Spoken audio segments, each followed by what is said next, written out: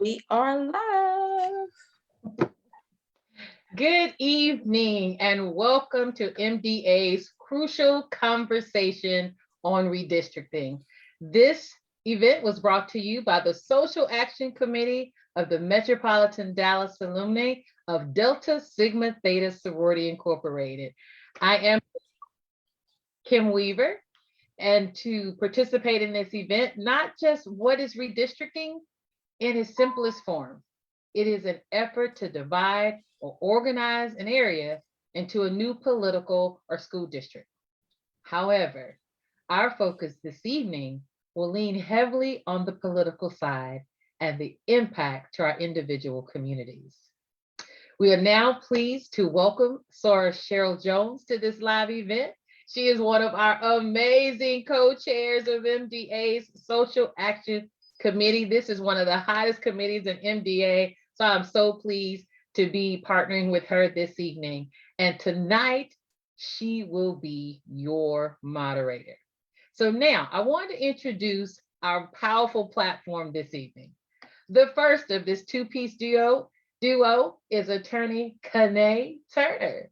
She is a native of Fort Worth, Texas, and a product of not one, but two HBCUs, and that is Prairie View A&M and Thurgood Marshall School of Law of Texas Southern University. So if you're in there, give her a thumbs up. Let her know that you are representing and supporting that HBCUs, or both of them. She is the owner and managing attorney of KY Turner Law Firm. And prior to launching the KY Turner Law Firm, attorney Kanae has an extensive career within government and public affairs and has worked closely with notable leaders that you are going to be familiar with. She served as chief of staff for the Texas State Representative Tony Rhodes, executive director for the Texas Legislative Black Caucus, political outreach director for the Beto O'Rourke senatorial campaign. So if she gets up on a bar stool, you know she has some coast connections, right? She is also director of operations and programs for the Barbara Jordan Leadership Institute. In turn, for Congressman Marshall Fudge, you know that's past president of Delta Sigma Theta, Congressman Mark Vessey's campaign, National Parks Campaign, Wendy Davis's gubernatorial campaign, the Earl Carl Institute for Legal and Social Justice, and the U.S. Attorney Office of the Southern District of Texas. Attorney Kanae aspires to be the voice of the voiceless and of the disenfranchised people. Also, Attorney Kanae, she's an active member of the following organizations: the NAACP of Tarrant County branch and Next Gen, the DFW Urban League of Young Professionals, the Bridge of Young Professionals. I mean, it continues, even the L. Clifford Davis Legal Association. We are talking about, this is one bad brown girl that's making moves for our community. Now, the second member of this dynamic duo is none other than civil rights attorney and Representative Jasmine Crockett. I'm telling you, we are sitting in the windows of grace. She has a passion also for empowering people politically and in the justice system to protect civil liberties for you and I, of those that are underrepresented in our communities, and it led her to practicing law. Representative Crockett, which is right now is in high demand, and you'll know why in just a few minutes. But her educational background includes a BA in administration from Rhodes College. So if she has any of her alumni on the line, definitely tag her in the chat and let her know that you are here and representing. She's also graduate of the JD from the University of Houston, licensed to practice law in both Texas, Arkansas, and federal courts. I mean, she is doing great things. A public defender and a county party chair. But most notable for Jasmine Crockett, she has practiced law for over 15 years and has done some astounding things. She is the founding member of both Texas Progressive Caucus, where she serves as the vice chair, and the Texas Caucus on Climate, Energy, and Environment. And she serves as the treasurer on this committee. She is the sole Black freshman and youngest Black lawmaker in Texas during the 87th legislative session. She's filled more bills than any other freshman legislature. She's recognized nationally and named one of the most effective freshmen by Texas Monthly. She is a 3-time Freshman of the Year. The awards include the Dallas Observer, the National Black Caucus of State Legislatures, and the Texas Legislature Black Caucus. And then was named on the Roots Top 100 list of most influential African Americans. And then if you just need a little bit more Miss Jasmine, you can catch her as a consistent contributor on NSNBC.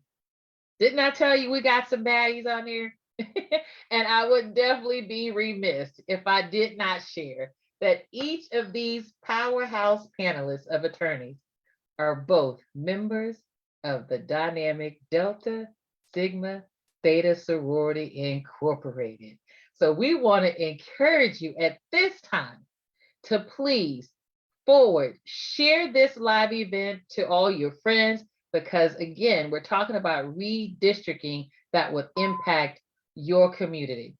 We want you to drop questions in the chat. We will have a chat monitor who will be able to capture those and share those with our panelists tonight.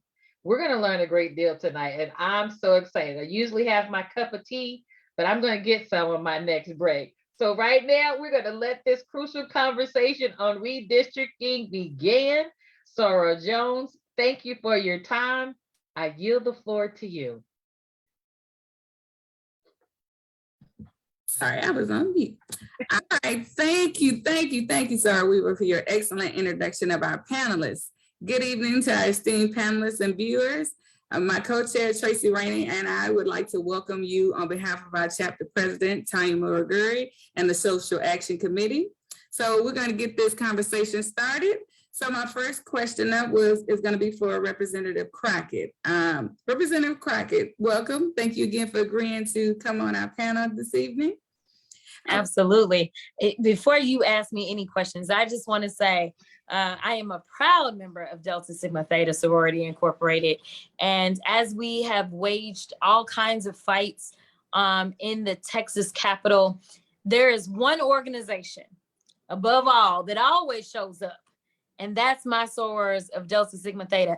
And no matter who you are in the Texas Capitol, when you see that crimson and cream, you know what's about to happen. And so I just want to say thank you to all the sorors that really sacrificed and came at the drop of a dime to make sure that they could testify as relates to so many of these bills on voting rights and redistricting. You guys did that. And those are the things that we will carry forward with as it relates to our litigation. So I just want to say thank you. I love y'all, and I'm so excited to be here. You're welcome. Of course, we love you as well. Okay, so let's start with the basics, Representative Crockett. So what is the primary purpose of redistricting and why do we care? Yeah, so this is about representation, right? It's bigger than just, oh, I went and I voted for someone. This is about saying, okay, if we've got a state such as Texas that has 30 million people and we divide that evenly amongst the representatives, let's make sure that this kind of looks like who Texas is. So it's about representative government. This particular legislative session, we learned that Texas had grown at such a high rate and a fast rate that we earned 2 new congressional seats. And that was due to the growth that we experienced over the last 10 years. So when the sorors were out there saying, hey, we need y'all to be counted, it's time for the census, this all ties in. And so we still suffered what I imagine is an undercount when it comes to Black and Brown communities. But we did pick up 2 new seats. And 95% of the growth in the state of Texas was due to people of color. They were either Black, Brown, or Asian American. We only grew by a total of 180,000 Anglos in the last decade in the state of Texas. That really does have close to 30 million people. Okay, cool.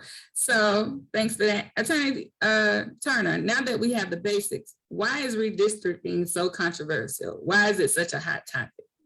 So first and foremost, I would like to thank my sorors of the Metropolitan Dallas Alumni Chapter of our illustrious sorority for inviting me today and having this platform for us to discuss and inform the people. And I'm especially elated to be joined, actually join my dynamic and our wonderful soror, Representative Jasmine Crockett, on this panel. So to answer your question, Welcome, and my apologies. yeah, no, you get to answer your question. I'm gonna get back to it. As Representative Crockett already said, that redistricting is the process for which we redraw and design those districts to reflect the growth of community of change.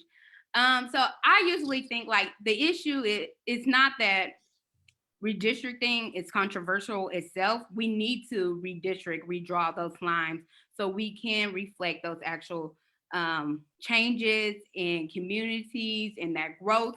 The issue is really Texas legislature actions when it comes to redistricting that makes it controversial. Texas has not and does not draw fair and equal maps. It does not reflect the changes in community, especially when it comes to community of color. We can see since the 1970s, which was the first redistricting cycle since the enactment of the Voting Rights Act of 1965, Texas adopted maps from the legislature has been challenged and redrawn by federal courts because of intentional discriminatory action, which means for now going on 60 years, because as Representative Crockett has stated, there has been lawsuits filed on these current 2021 maps that Texas continue to not adopt fair and equal maps, and that hurts our Black and Brown community. It comes down to basically the Black and Brown community fighting over political power when we should be able to equally have just representation.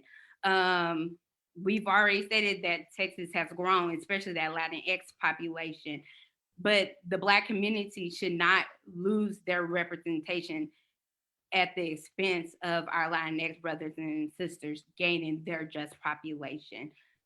Definitely, I would say, with the 2 seats that were given this year, congressional seats, DFW have grown so much, especially with 40 and 30% of the Latin population in Dallas and Tarrant County, respectively. Yet Congressional District 38 was given to a northern suburban white area in the Houston metropolitan area, other than giving it to the DFW, so we can actually have a Black opportunity seat and then a Latinx seat. So that's the controversy when it comes to redistricting here in Texas. Okay, that's such great information. Representative Crockett, what are the rules for redistricting? How can we make this a fair process? First of all, we gotta vote these fools out. I mean, I know I'm not supposed to say that. They tell me I'm supposed to talk a little better now that I'm a congressional candidate, but I'm real about it, right? You know, this is about power. It has nothing to do with anything else than this idea of fleeting power. And so we had a great opportunity the last election cycle. We really thought that we were going to flip Texas. We should have flipped Texas. Even though the lines were unfair, our growth was in our favor, and we really needed to turn people out. The people that actually make the rules are the people that work in the Texas House. And sadly enough, most people don't really pay attention to who is trying to run and become their next state representative. That was one thing that we found when we ran for office. But let me just say this. You know, the other option would be if the federal elected legislators did their job. And I'm just saying did their job. I will say that I applaud the U.S. House of Representatives because I believe they did their job. One of the things that we were missing is that we've always had the Voting Rights. I don't want to say we've always had the Voting Rights Act. The Voting Rights Act of 1965 came about in 1965. And if y'all know anything about Martin Luther King, who we were just celebrating, We know that he really pushed for the Voting Rights Act in general. We know that because of his activism in the streets, as well as going straight to the White House, that was why we ended up with the Voting Rights Act. And when we looked at that Voting Rights Act, we ended up with certain things such as protected districts. For instance, the district that I'm running for, it is a protective district. So we have these levels to districts. You can have first tier, second tier, or just kind of really no protections. And so a first tier district is a district in which over 50% of the people in that district are of a certain minority persuasion, okay? So you can have a Latino district, you can have an African-American district, you can have an Asian district. I don't know that we really have any, but you can have these various districts, and then you can have a tier 2 district, which is what we call a coalition district, where it's a coalition of minorities. And so a tier 1 district has the best protections. And so honestly, the most African-American district that we have in the state of Texas, and honestly, one of the most African-American districts that we have in this country is Congressional District 30, which was wholly contained in Dallas County. That district was over 50% African-American, and it was overpopulated by about 30,000 people. And so it was sitting at about 52% African-American. What they decided to do is in redistricting, they wanted to take it less than 50%. So they took it down to 49%. It's still a district that many would argue African-Americans have the strongest voting bloc to be able to elect their representative. And that's what this is about. The fight is more so about, Republicans I know that we're not a partisan group, but I just want to be clear about what happened in Texas. And I'm just being factual. Where they want to say that it's about partisan politics, I want y'all to understand that the courts have come down and said it's okay to draw lines based upon partisan politics. And so when we draw these maps, which I literally drew too many maps, we have a system in which I can pick a precinct and I can see what the ethnic makeup of that precinct is. I can also see how that precinct voted. I don't know the individuals, but I know if that precinct voted for a certain candidate for president or governor, or I can search whatever races I want to. And so you can plug and play to the extent that you say, hey, this has the makeup that I want it to be. What we saw that was so problematic in Texas, and why I personally believe has been allegedly controversial, is the fact that 95% of the growth was due to people of color. Each congressional district is 766,000 people.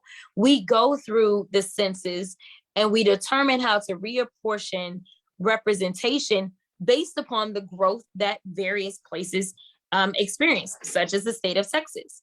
So if each congressional district is 766,000 people, and we got 2 new districts, that meant that overall, that's representing a little bit over 1.5 million people. Yet when they drew the districts, somehow they drew these districts to the extent that there's not one minority district. Instead, they are both Anglo majority districts. When I told y'all there were only 180,000 new Anglos in the state of Texas. So what Texas has been found to be over and over again is intentionally discriminatory. And I don't think that there's a difference this time. The difference right now is that we have less oversight for the federal government to actually be able to fall back on, because the Voting Rights Act of 1965 was gutted in a 2013 opinion from the Supreme Court. The Supreme Court that's given us a lot of heartache lately. They gave us heartache in 2013. But most people, I think, were a little bit asleep because we didn't have to worry about coming back to deal with this until 2020. And we saw what happened as we went through 21 and we were trying to deal with redistricting. We're seeing this not only happen in the state of Texas, but we're seeing this happen throughout the country. And so that's why Democrats like myself went to DC to make sure that we advocated for the John Lewis Voting Rights Advancement Act. Most people think that this was just named after John Lewis, but the reality is that this is a piece of legislation that they have been trying to pass for the past 8 years. And John Lewis was actually one of the architects of this legislation.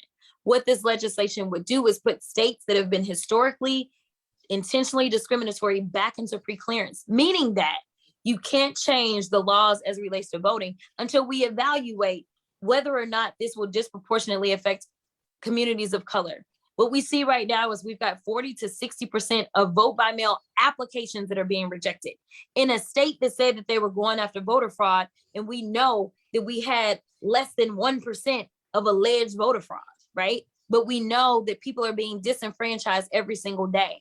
You can't talk about voting rights unless you talk about redistricting, and it all ties in. And as of probably about 2 weeks ago, myself, along with 3 congresspersons, the Black members that represent Black districts, we entered into litigation as it relates to redistricting. And the main role that I have to play is to talk about what was really happening behind the scenes on the Texas House floor as we were fighting for fair maps, but they continued to try to crack and pack specifically communities of color. Right. That's awesome information. Attorney Turner, do you care to add any more regarding the process of how to make this process fair? Well, Representative Crockett definitely spoke about how it should be changed, how our legislatures, both on the state and national level, should be handling things. So I kudos to her on that. But I would say, just in addition, I was part of the Delta's cohort for redistricting on Texas. And I noticed that our legislature, especially the Senate, did not give people ample amount of time in notification when they gave proposed maps, in between proposed maps and the actual time of when they had their hearing on these maps. That's one thing I feel like they should definitely do. Give more ample and reasonable time to individuals so we can review and actually examine the maps when we receive them and make changes in our day, or make arrangements so we can get down to Austin. This year they did have virtual abilities for people to attend hearings, but also you have to, be flexible in your schedule as well. And so not many Texans have that flexibility or that luxury as I do, being my own boss, and to make those changes in their schedule, to get down to Austin, to make these hearings, to be the voice for their community, and also be heard about their political views. So I would say, actually allowing people the time they need to examine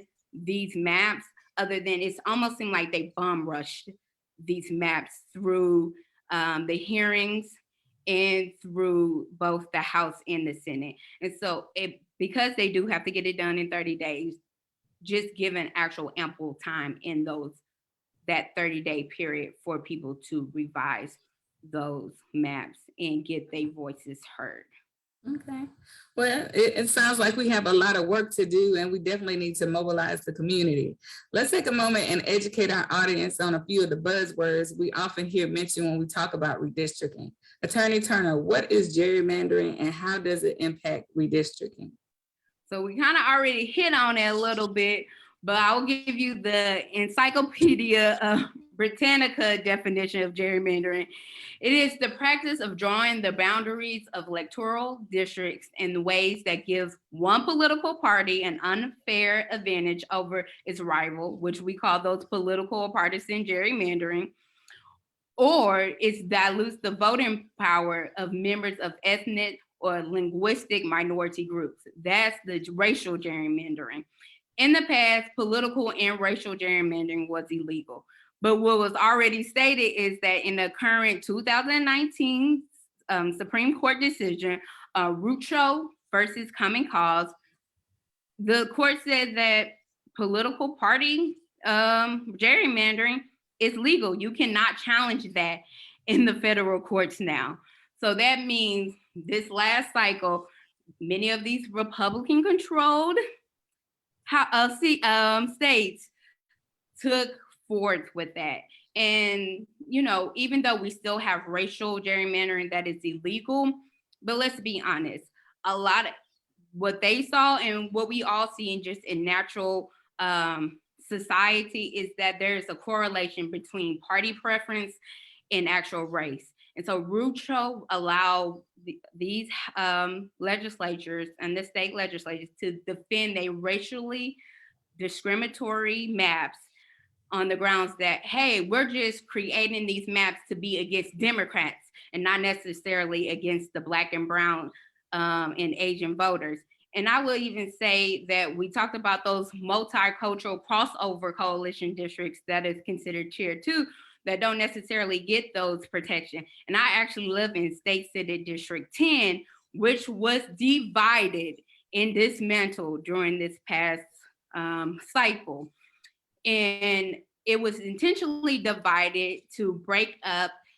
It was really the only kind of coalition district that was in Tarrant County, which is now the 3rd largest county in our state. So it took up Senate District now consists of rural communities to the west and south of Tarrant County, and the community of colors are now divided up between Senate District 10, 9, and 22, which dilutes our votes in our voice, because a lot of those districts is populated with white Anglo-Saxon voters. And so that's really what gerrymandering does. It dilutes our political voices, regardless if it's on a partisan side or racially discriminatory side. We are still struggling as community of colors to gain our just and proper representation, and gerrymandering does not help that. Okay, great. So let's keep learning. Representative Crockett, what is cracking or fracturing impacting? How does it impact the redistricting process? Yeah, absolutely. So if I'm to give like a real life example of what's going on, is there is Congressional District 6. Congressional District 6 is currently located in Tarrant County, Navarro County, and Ellis County. So 3 counties is what it has. The last time that Congressional District 6 was on a regular voting cycle, that district is what we would call a plus Trump 3 district. And so there was a lot of opportunity potentially for this district to flip. And so there was this large contingent of minorities. And so this group of minorities, they're in the Grand Prairie and Arlington area. They decided to crack them up. And so while District 30 was overpopulated by 30,000 people, which means that it only needed to shed people, right? So it just needed to kind of become more compact and let go of some people and give those people to other surrounding districts. They instead decided to shift District 30 and take it into a second county, which was ridiculous. There's no reason for District 30 to not be wholly contained in Dallas County.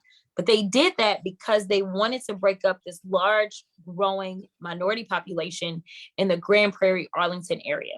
So they left a sliver of people in Congressional District 6. They put another sliver of people into Congressional District 30. They took another sliver of people and they put them into Congressional District 25. And they actually took another sliver of people and put them into Congressional District 33. So here it is, this area that really isn't that big. I mean, we're talking about Grand Prairie, Arlington, and they split it 4 different ways to dilute the voices of minorities. They packed an African-American district by throwing them over into District 30. They cracked them out of these Anglo majority districts. And in fact, it's important to note that Congressional District 6 went from 3 counties to about 7 or 8. They took it as rural as possible instead, which rural in Texas equals Anglo. That is what they decided to do. And so what they did is not fair, because when you think about Grand Prairie in Tarrant County or Arlington in Tarrant County, what in the heck do they have to do with some of these small towns? I can't even think of some of the names, but there's these counties. They don't have anything in common. And when you're looking at representation, you need someone who is going to represent what matters most to you. Most of these people don't have anything in common. And so, but they did that to dilute their voices. And that's what we saw all throughout the maps that were created in the state of Texas on the congressional side. We also saw this on the Senate side. I mean, we saw the lieutenant governor say, I'm going to take seats away, right? And so we know that we have Senator Powell in Tarrant County that is fighting because they decided to destroy this minority opportunity district that she represented in the Texas Senate, and they decided that they just wanted to break those minorities out to the point that their voices are diluted and they don't have any voting strength. So that's what cracking and packing looks like literally right now in the state of Texas. Wow, we're learning so much this evening from our guests. Facebook community, we want to hear from you. Chat monitors, do we have any questions for Representative Crockett or Attorney Turner? So far, there's a lot of great discussion going on in the chat. One question that has come up or statement is asking to give us some solutions or marching orders. Like, what can we do to remedy these problems? So I'm gonna jump in really quickly. And once again, I do want to thank those that offered to testify. Testimony is how we get into litigation, but honestly, right now we're in a precarious situation. We weren't able to get what we needed on the state level, so the only option after that was the federal level. It doesn't seem like we've been able to get there. I don't think that all hope is gone on the federal level, but continuing to press on the federal level is important. But I'm gonna be honest and just kind of keep it very simple. We've got to work for grassroots candidates that are on the ground. You know, when these maps are drawn, they're drawing them based on who voted. Texas is a non-voting state. I mean, we know that I just told you that there's about 30 million people in the state of Texas, but we only had, I think the number was 11. I think we had about 11, we either had 11 or 17, I forget which one it is, million people to vote. If we can increase turnout, if we can increase participation, then maybe we can defy some of what they attempted to do. But the reality is that we've got to change the leadership down there, because that's how we get the legislation that says, hey, we're going to go ahead and bring in a nonpartisan commission to draw these lines. Right now, we're working in the federal courts and trying to do the best that we can. But if you don't have legislation on the federal level that guides these judges, then it doesn't really do you that much good. And right now, there's no testimony that can be taken because we've already gone through that part.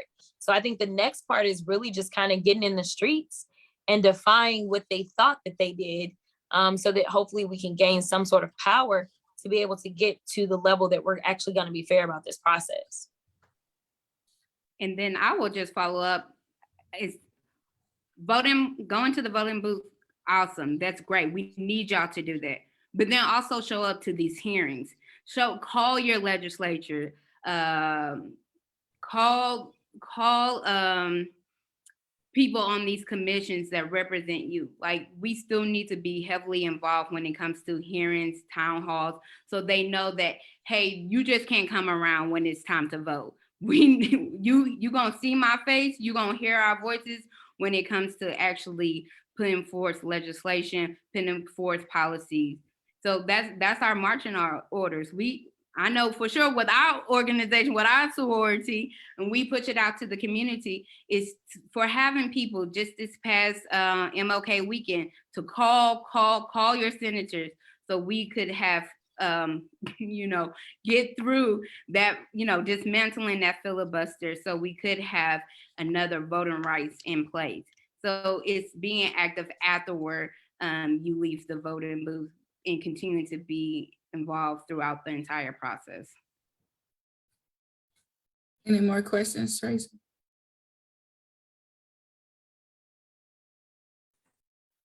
Yes, but I mean, they are really shooting off here. Hold on, let me go back. There was a good question that asked, how can we expand our electorate by using the actual demographic numbers by city, county, or district?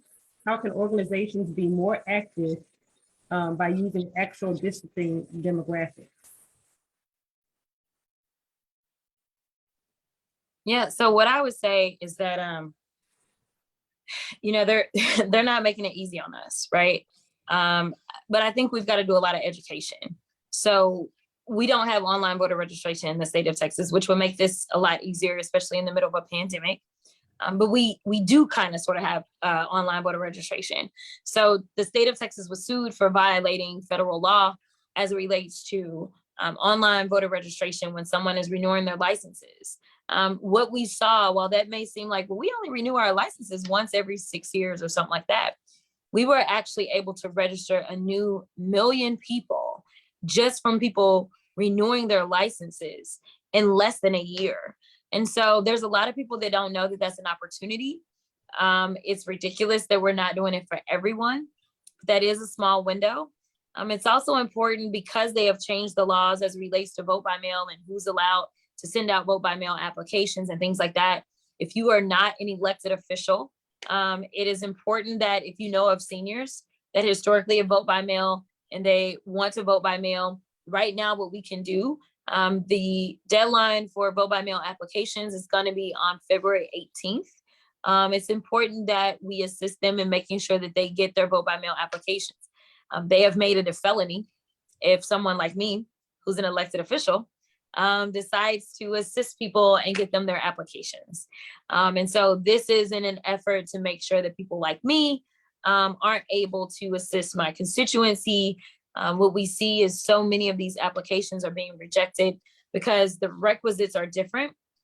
So I think if you're an organization and you read up and you make sure that when you're going out and you're canvassing, say in some of these areas where we have our seniors, whether it's senior homes and things like that, we're making sure that we're giving them the proper information so that they can fill out their applications to get a vote by mail ballot like they are used to voting. We know that our seniors believe in voting, right? And right now we are in a crisis because so many of them potentially are going to be left out. In addition to that, I probably would say that it's important that we work with our local faith organizations because they do have transportation available so that we can make sure that we get people to the polls. This is going to be a test and a challenge that they have set out before us. As it relates to registering to vote, I honestly would just get voter registration cards. I don't even think I would worry about being a deputy voter registrar because they are trying to make it more difficult and trying to potentially criminalize deputy voter registrars if they make a mistake.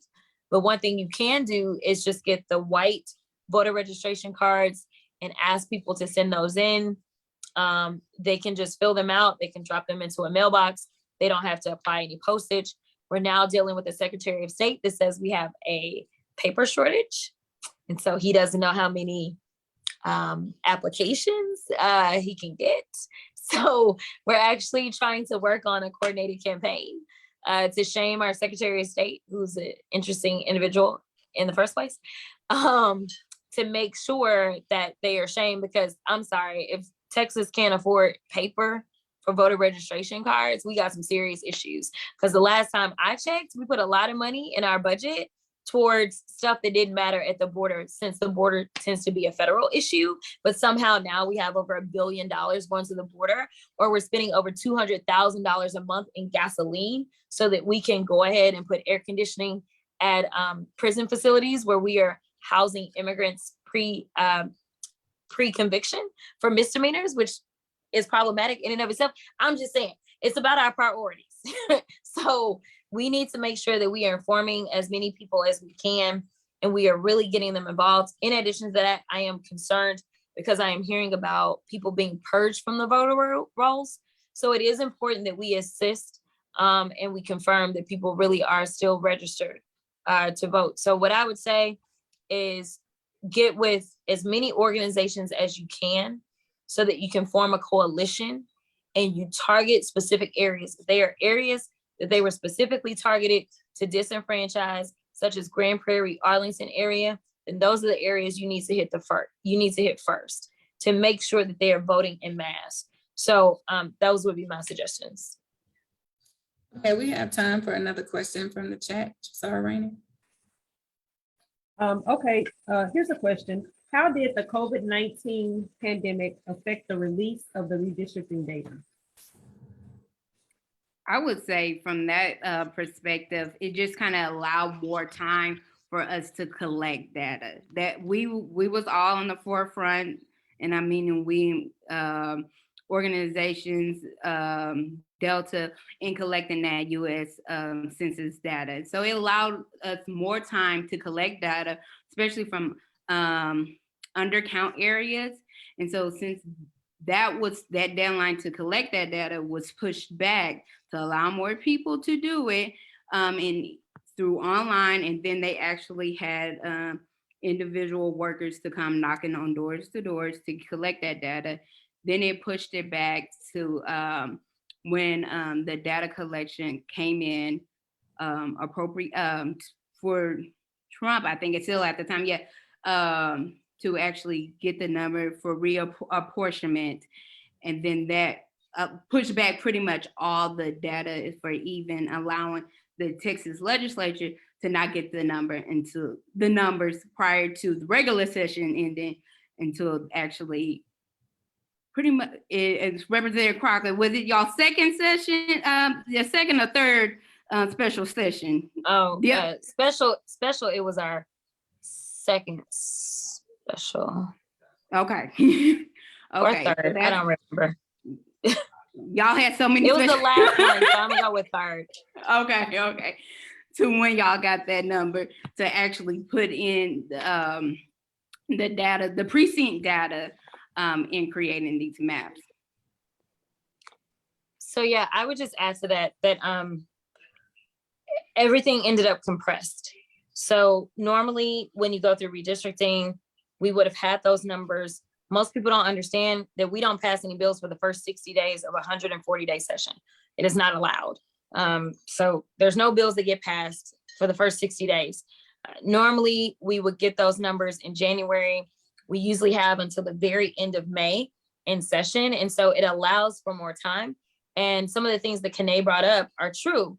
Our rules are different when you're in a regular session because that is 140 days. And so the timelines for notice requirements, I think you've got to give at least 5 days notice if it is, if you're having a hearing versus when you're in the 30 days special session, you only have to give 24 hours. So it changes a lot of things and everything ended up being compressed, and being compressed on something so serious presents a lot of issues and problems. And it is very difficult to draw maps. I drew maps. They are very hard to draw, especially the congressional maps. We get to deviate 5 percentage points up or down from the ideal population when it comes to our state house or state senate maps. But when it comes to the congressional maps, they have to be the exact number, which is tough. So I'm literally over there like, okay, I need this one person right here. I mean, it is tough. It is tough. If you could imagine trying to draw a map is like 766, whatever the number is. And we go through legal and there's all these things, but long story short, COVID it really put our backs against the wall. So we actually passed a bill that said, hey, if we don't have the maps by this date, then we move the primary to this date. And so we had like a stair-step bill that was passed. And so there was this desire to just go ahead and push forward because for incumbents, it is to their benefit to have primaries as early as possible. We ended up getting Ted Cruz in a delayed primary, just to let you know. So, I mean, delayed primaries tend to do a little bit better for those that are not necessarily better, but it gives challengers more of an opportunity because at some point in time, you're gonna have some portion of your maps that are still there, right? So my house district, HD 100, doesn't look like it traditionally has looked, but I already have a solid base. There are people that were already in HD 100 that are still in HD 100. And so if you drop the maps and then you say, well, you got to run on these maps and you got to run on them in like 3 months, for a challenger, it makes it tough. But if we push it back and we say, oh, well, you know, it's going to be in May, well, that gives them another 2 months to try to make up some ground. So we did have a bill that potentially would have pushed us back. We did not push back. This is the normal primary season that we would have had. The difference is if we had gotten that data, we would have been able to draw these maps. And by May of 2021, we would have had those maps. And so there would have been ample opportunity. Instead, we finished our maps in October. And now we're running on them. We start voting 3 weeks from today. Okay. Wow. So our Facebook community had some great questions, and I can feel the energy that we're ready for fair voting rights. With that said, let's take a few minutes for each of you to share with us, Attorney Turner, what, if anything, can be some of our community activities that we can do to educate our own and fight back? So we pretty much on those questions kind of answer a lot of it, Right. which was good. Look, y'all was already prepared. The biggest thing is being aware. And unfortunately, we do got to adjust to the new laws that are in hand, but let's show them that that doesn't intimidate us. That's not going to suppress our votes. So with SB1, especially when it comes to our seniors and our voters that vote by mail, let's make sure that they have the informed information when it comes to their proof of ID that they need for their ballot and for their application. It's either having their driver's license. If they don't have that, write the last four of their social security. But what I'm telling people is write both, because what they've already done is kind of reject people saying that it's not enough information given. If you got your driver's license and your social last four digits, write both of them. So it's no ambiguity on who you are, and this is your ballot. This is who I'm voting for. This is my application. So letting them know, like, what are the new law changes when it comes to voting, getting our community and updated in voter registration. And with the new changes of the legislative maps, we also need to check our voter status and who is what state house, state senate, and congressional district that we still live in. Do we still remain in the same one, or have our district changed? Regardless if there was alleged discriminatory actions, and yes, there was. Our state has grown by 16%. We already discussed that it grew at a faster pace than any other state. So of course, our districts were going to be redrawn and reshaped to reflect some type of political power. So we need to know if we remain in the same districts as we did prior to 2021. If not, what is our new districts? Who are running for those positions? So we'll know already in coming in 3 weeks who to look for on our ballot. So it's looking at the changes that we do have received now and being prepared when we come up to vote in the primaries. And then it's not the end be all for on the city level. City redistricting is still going on. As I told y'all prior to this, on Founders Day, I took myself and my mom and other sorors, we went to Fort Worth City Hall to listen to their city redistricting process and hear the community. And they actually, had maps that were recommended from different organizations. They allowed ample amount of time for people to hear and also put notification out for those town halls. I know the city of Dallas is currently also going through their redistricting process on the city level. They have actually a town hall coming up this Thursday, then 2 more on February 5th and 1 on February 10th. So we still can be involved with the redistricting process on our local level, because like they always say, politics start local. So you still have ample amount of time to be involved in your city redistricting process. Okay, great. Representative Crocker, you probably already answered this question because the chat was on fire with asking questions that we were going to ask, but you may be able to elaborate a little bit more. What has been done so far at the Capitol and on the local level? Yeah, so honestly, the best thing that we could do was raise the awareness. That was really all we could do. We didn't have the numbers, but we couldn't just sit there. So just kind of raising the awareness, and the fact that we're even having this conversation speaks volumes about the work that we've done. I have spoken about this on a national level, but I'm a grassroots girl, right? And so for me, it's all about organizing. It's all about getting the information across, because not everybody has the luxury of sitting and watching and streaming the House floor or streaming committee meetings. Most of us are trying to figure out how we're going to avoid COVID, how we're going to keep a roof over our head, how we're going to keep our children educated, right? And so, I think that, for the most part on the state level, our work is done. We only go in once every 2 years for allegedly about 5 months. We did about 10 months this time. And so the Texas House won't go back into session, nor will the Texas Senate go back into session until January of 23. And so right now it matters that we are actually in our communities and we're organizing and we're registering people to vote and we're educating. That is all we can do as state lawmakers right now in the state of Texas. We actually work with those in other states. Right now, there's a coalition of Southern state lawmakers that I'm a part of. And we talk about the legislation that's coming down the pike so we can be better prepared when bad legislation is coming.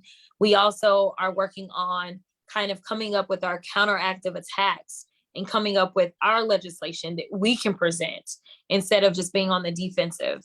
So those are the things that we're doing as relates to Texas, because we're out of the game for now. Other states, most every other state meets every daggone year, and we don't. And one of the largest states in this country, we only meet once every 2 years. That's just kind of what it is. But I will say this, we really have opportunity. If we didn't have opportunity, then they wouldn't be coming and attacking us. That's just the bottom line. And what I want people to wake up to is their power. You know, there would be no need to do any of this if we didn't possess the power. And so, you know, Kanae is given very tangible examples of things that can be done. But if we just sleep and we say they did what they wanted to do, then they will win. But when we look at the demographics in the state of Texas, they actually mirror California. But look at the laws that come out of California and look at the laws that come out of Texas. We have the power, and that's what's so scary, because demographically, we really look like California. But that's not who we end up electing. We don't end up electing progressive voices. We end up in these situations. For instance, I filed a bill about prison gerrymandering, and everybody knows that Texas has too many prisons, right? And so I filed this bill that would count inmates where they actually were housed, where they actually resided, not where they were housed. So what we see is that so many of these prisons, they're out in rural Texas, right? But when somebody comes back, in fact, Oak Cliff, 75216, I want to say is the highest incarcerated zip code in the DFW area. Well, they coming back to Oak Cliff, right? Like, they're not staying in whatever random rural town. And when their family needs something, they call whoever represents that area, whether it's myself or Tony Rose or Yvonne Davis. They call one of us for help with their loved ones. So we're providing services for those families. But when it comes to redistricting, they want to count those Black bodies and brown bodies. They want to count them off in the rural areas to add to their count, because in rural Texas, we're actually bleeding population. So they continue to fill up our prisons. And so what happens is it looks as if, yeah, okay, well, they are winning. They're just voting more. But no, you play with the numbers, because you look at a district like mine, or even Tony Rose or Yvonne Davis, we were all underpopulated. Well, we have some of the highest incarceration rates. So y'all taking our people out of the district, you're putting them into these rural areas, and then you're counting them for the rural areas instead of counting them where they actually reside, which is where they intend to be when they are reintegrated. And it's our resources that they're going to need, and it's their families that are still here in our districts. And so it's those kind of games that are played. There's litigation on that right now. But we have to make sure that we stay on top of these things, and we have to continue to resist. Thank you so much, Sarge. You're full of valuable information, and we could go on all night learning from both of you. So I'm Representative Crockett, I know that you have another engagement you got to get to. So I'm just gonna thank you for participating in our conversation on redistricting. Wish you best of luck. I'm gonna ask Sarah Turner for her final thoughts on this. We have a couple of minutes left before we might get kicked off this live stream. But bye, Representative Crockett. Thank you for your time. So I won't take long. I just want to, once again, thank y'all for this opportunity, and just remind our people that we need to stay in the forefront when it comes to redistricting, when it comes to voting.